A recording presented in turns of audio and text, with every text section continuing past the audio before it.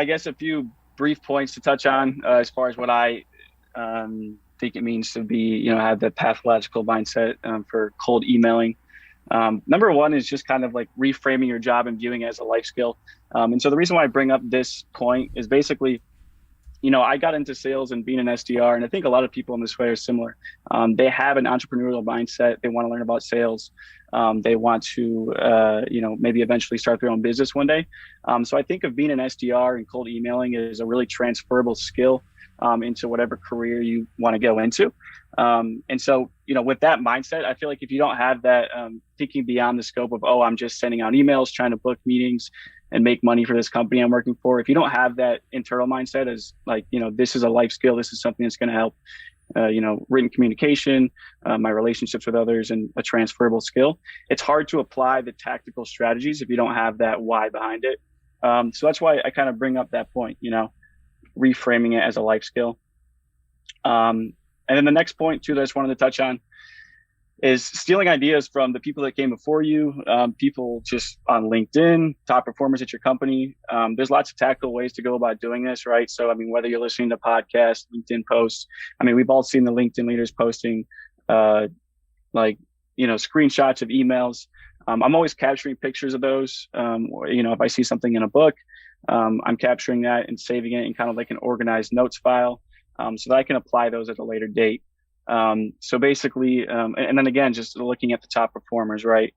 So one thing I try to do is, like, at the end of each week, find a couple of the top performers at my company, look at some of the opportunities that they've created, and then just try to break down each email they sent, right? Go into my Salesforce or whatever CRM you're using, and just break down, like, what are the emails, what are all the touch points it took to get that opportunity, and then stealing those ideas and trying to, apply them in your own practice. I love that, Jay. And just like, yeah.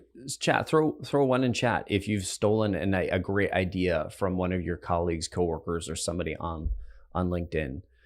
It's such an important piece of, like, I love that you're just screenshotting them, because that information can be so transient.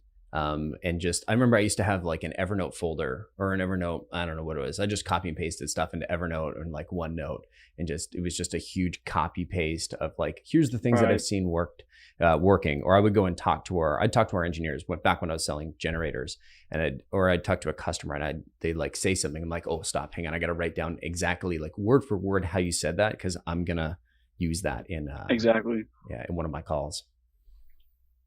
Yeah, I love that. Trying to use, like, the customer's language, right? Sometimes, send an email if you have like a targeted prospect.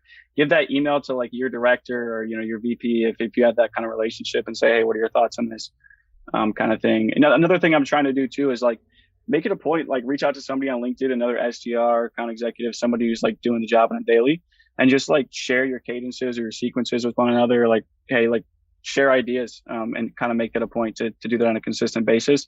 That's where I learned a lot of the stuff that I apply today.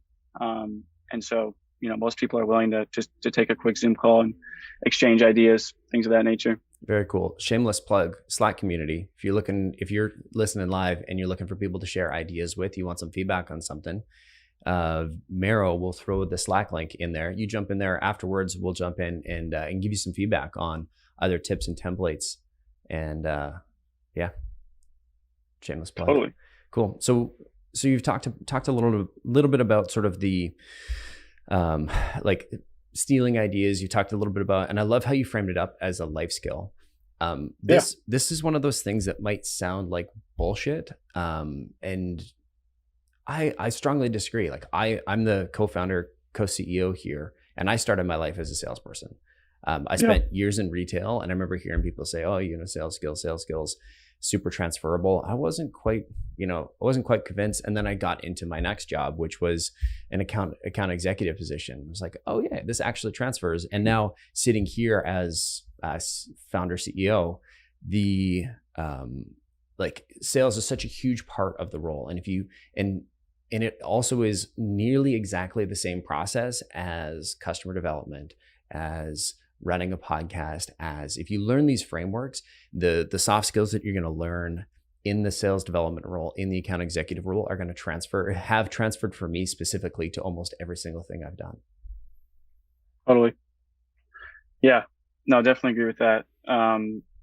Yeah, I mean, in the last one too, it kind of goes with the last point that I was going to touch on before we dive into some of the templates that I wanted to share, was just being methodical and organized, right? So again, it goes into saving everything in notes and just A/B testing, and listening to the data, right? There's lots of great sales blogs that put out like, hey, like, like Sales Loft, for example, I'll look at them, or, some of those people where they're breaking down like actual data from all the emails that have been sent out from their system.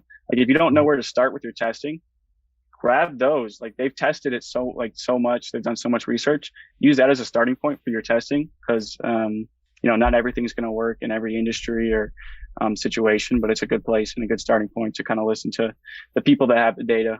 Mm-hmm. And Sales Loft has that great research that I think I go back to it at least once a month with was it 200 million emails, 200 million emails or something like that they looked at?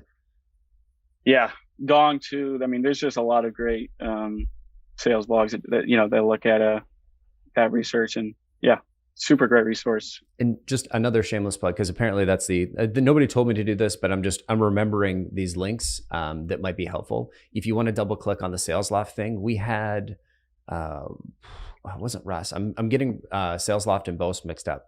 But our first Own Your Growth conference, Jeremy Donovan, thank you. Yeah. And we had he did an amazing presentation walking through some of that data, and he went a little bit deeper on some stuff that I hadn't seen. Phenomenal. So we'll make sure we get that linked in the bottom. Yeah. Jeremy Donovan is awesome. I follow him on LinkedIn. There's so much cool data that he's putting out. But yeah, I mean, that's it for my points as far as kind of having that mindset for cold emailing.